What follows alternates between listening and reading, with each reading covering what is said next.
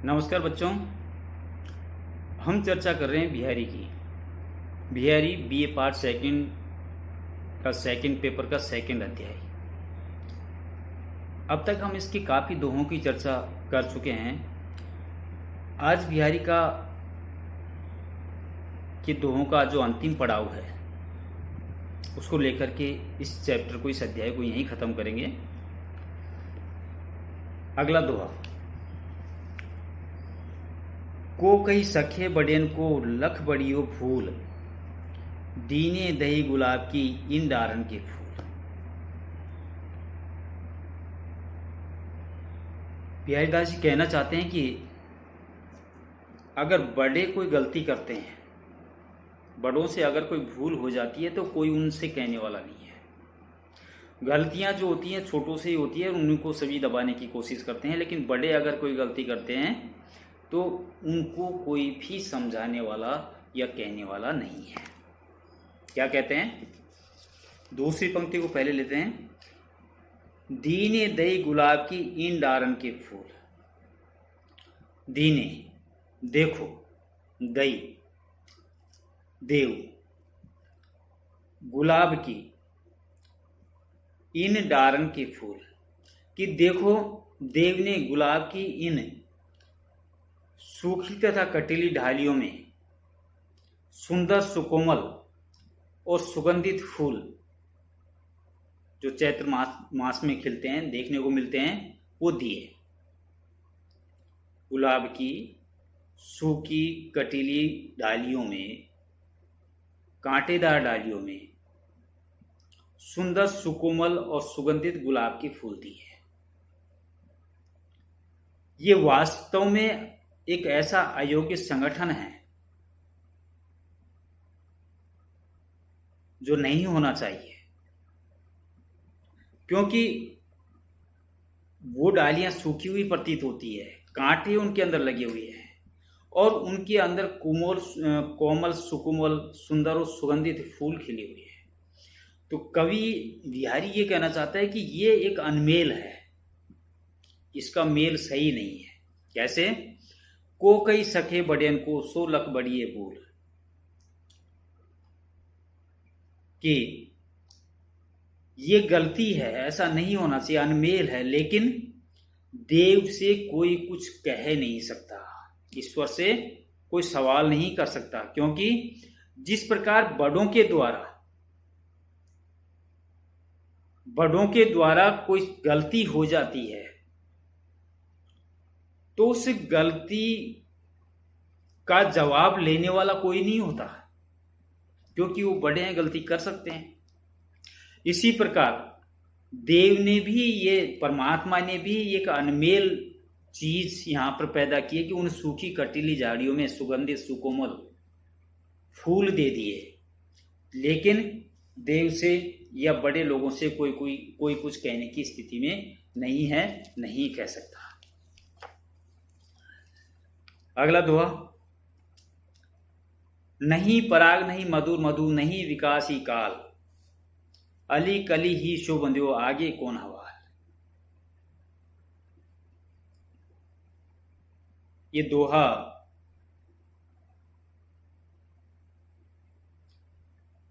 ऐसा माना जाता है, कहा जाता है कि एक बार सवाई जयसिंह, जयपुर नरेश,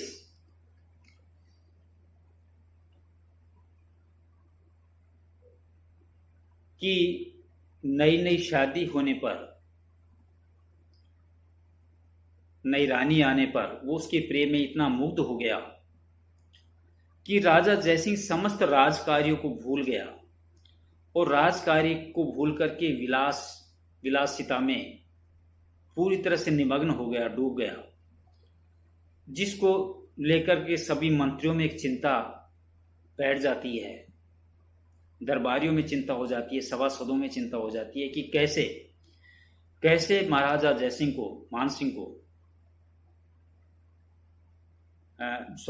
को उनके उस प्रेम की कारागार से निकाल करके राजमहल तक लाया जाए, सभागार तक लाया जाए, ताकि राज्य की वस्तु स्थिति को वो देख सके। किसी ने उन्हें सुझाया कि बिहारी ही एक वो व्यक्ति हैं जो उन्हें सही और गलत की पहचान कर सकते हैं। सभासद बिहारी के पास जाते हैं और बिहारी ये चंद पंक्तियां लिख करके उन्हें कहते हैं कि ये ले जा करके राजा को दे देना। राजा तक उन पंक्तियों को पहुंचाया जाता है और पहुंचाने के बाद में जब राजा उन चीजों को पढ़ता है, उन पंक्तियों को पढ़ता है, तो एकदम होश आता है।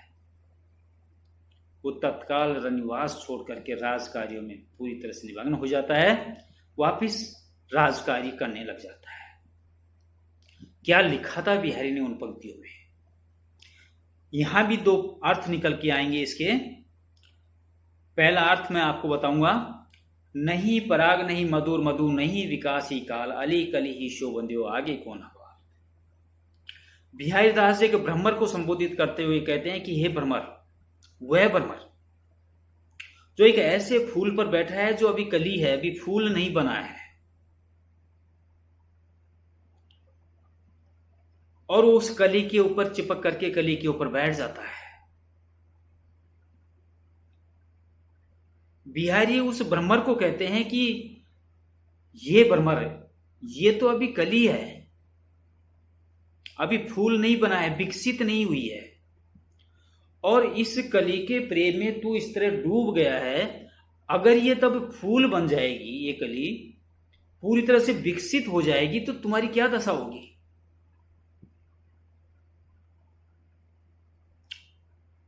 दूसरा अर्थ जो राजा के संदर्भ में बिहारी ने लिखा था, यहां भी संबोधित तो भ्रमर को कह रहा है, लेकिन भ्रमर यहां पर राजा है कि हे महाराज, नहीं पराग नहीं मधुर मधु, कि इसमें अभी जवानी की रंगत नहीं है। जिस रानी के प्रेम में तुम निमग्न हो, डूबे हुए हो, ये अभी कली है, ये पूरी तरह से पुष्पित नहीं हुई है, इसमें जवानी की रंगत नहीं है, और न ही इसमें सरसता है। नहीं पराग नहीं मधुर मधु नहीं विकासी काल,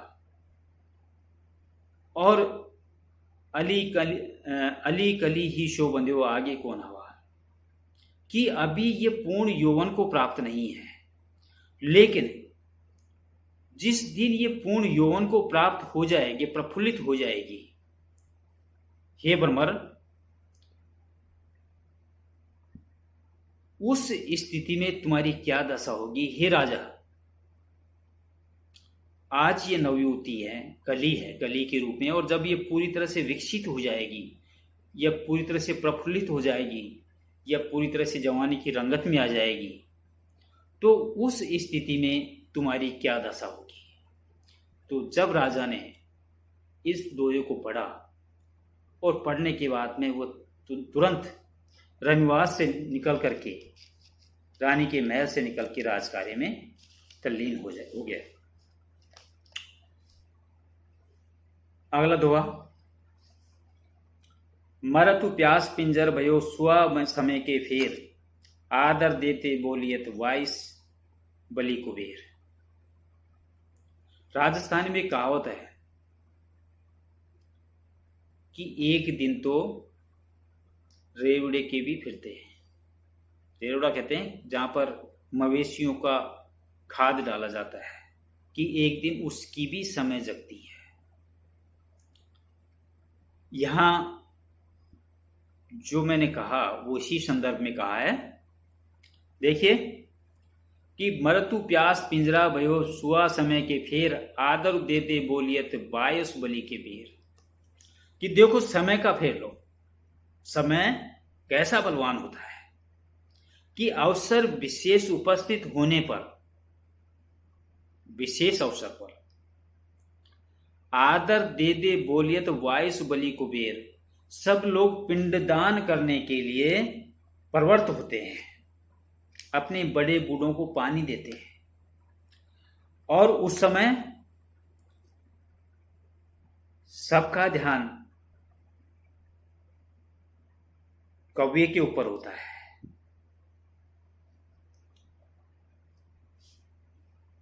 कव्य को आवाज देकर के प्रेम पूर्वक आदर सहित बुलाया जाता है, उसको खाना खिलाया जाता है। आदर दे दे बोलियत 22 बलि को बेर, जो बलि प्रदान की जाती है, अपने बड़े बुजुर्गों को जब पानी दिया जाता है कनागतों में, तो कव्य को प्रेम से बुलाया जाता है और बुला करके उसे खाना दिया जाता है। ये समय का ही तो फेर है। कैसे? मरतु प्यास पिंजर भयो सुआ समय को फेर, कि समय कि वह सुआ, वह तोता जिसको पिंजरे में बंद कर रखा है, जिसको समय समय पर दाना पानी मिलता था, लेकिन आज उसका समय बदल गया। आज वह पिंजरे में पड़ा पड़ा प्यास से मर रहा है, लेकिन कोई उसे पानी पिलाने वाला नहीं है। और दूसरी ओर बड़े बुजुर्गों को पानी देने के बहाने कौवों को प्रेम और आदर के साथ में बुलाया जाता है और बुला करके उसे खाना खिलाया जाता है। कवि इसे समय का फेर बताता है कि समय सबकी आती है। एक दिन जो बुरा व्यक्ति है वो उसकी भी समय आती है, जो अच्छा है उसके भी दिनमान खराब होते हैं। तो ये समय का फेर है। अगली पंक्तियां। लाल तुम्हारे विरह की अग्नि अनुपपार, सर से बरसे नीर है झर से मिटे न जार।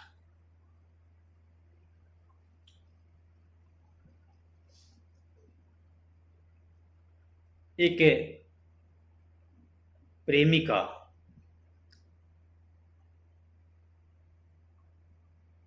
या एक सखी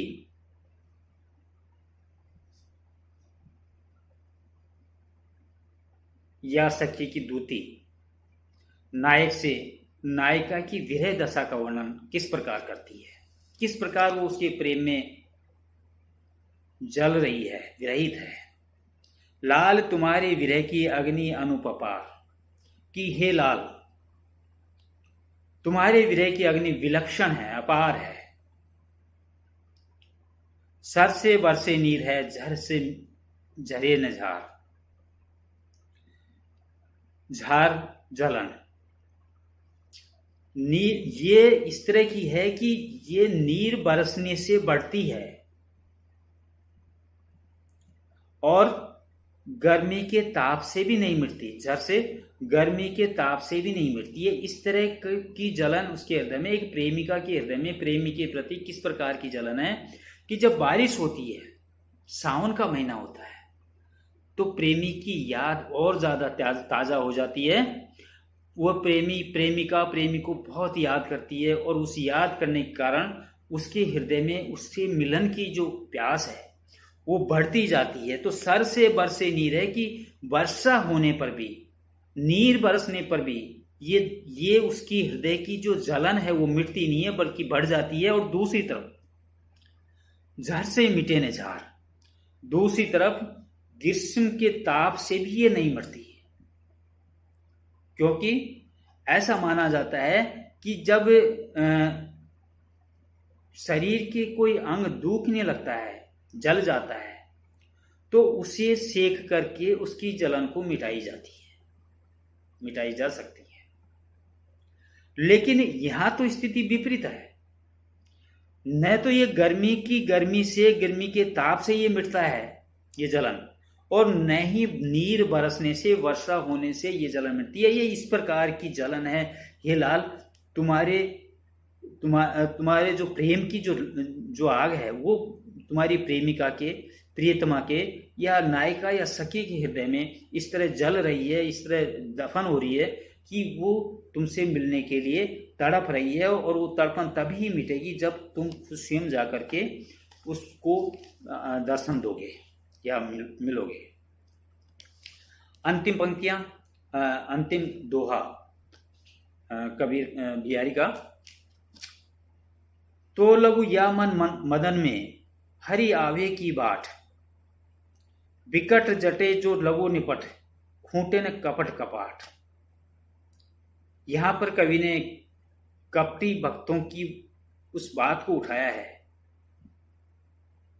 जो हरि को अपने हृदय में बसाना चाहते हैं। और हरि उनके हृदय में किस तरह बसेगा, उन्हें क्या करना पड़ेगा, उनके हृदय के अंदर व्याप्त जो कपट है उस कपट का वो नाश करते हैं तो हरि निश्चित रूप से उन्हें मिलेंगे। इस प्रकार कवि कहना चाहता है कि वो लघु या मन मदन मन सदन में हरि आवे की बाट, कि इस मन रूपी गृह में तब ही हरि आ सकते हैं, समा सकते हैं। विकट जटे जो लघु निपट खुटे न कपट कपाट, जब तुम्हारे हृदय के अंदर जो कपाट, जो कपट के, जो लालच के, जो असत्य के, जो किवाड़, तुम्हारा हृदय रूपी किवाड़ जो बंद है, वो हृदय रूपी किवाड़ तभी खुलेंगे जब तुम्हारे हृदय से कपट तो निकल जाएगा और सत्य, दया और त्याग की भावना, ईश्वर से मिलन की आकांक्षा की भावना, ईश्वर को प्राप्त करने की भावना और का समावेश हो जाएगा और किसी भी प्रकार की दुर्भावना तुम्हारे हृदय के अंदर नहीं रहेगी। विकट जड़े बुरी तरह से जड़े हुए हैं, जी लघु निपट खूटे, वो कपट रूपी किवाड़ जो बुरी तरह से जकड़े हुए हैं, अन्याय से, अत्याचार से, असत्यता से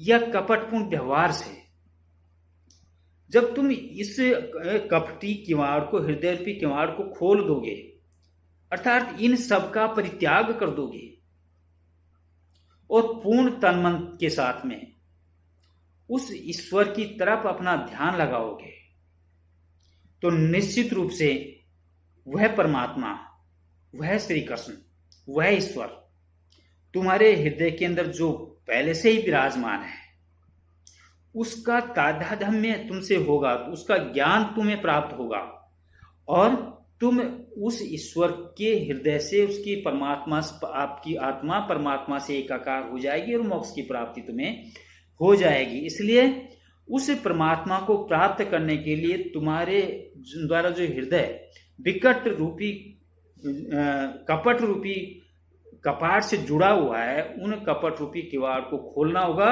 और सत्य आचरण करते हुए ईश्वर को प्राप्त करने की कोशिश करनी होगी, तभी तुम्हें ईश्वर का साक्षात्कार प्राप्त होगा। आज हम बिहारी को जो सेकंड ईयर का सेकंड अध्याय है उसका पूरा हमने कर लिया है। अब मैं अपनी वाणी को यही विराम देता हूं। नमस्कार, बाय।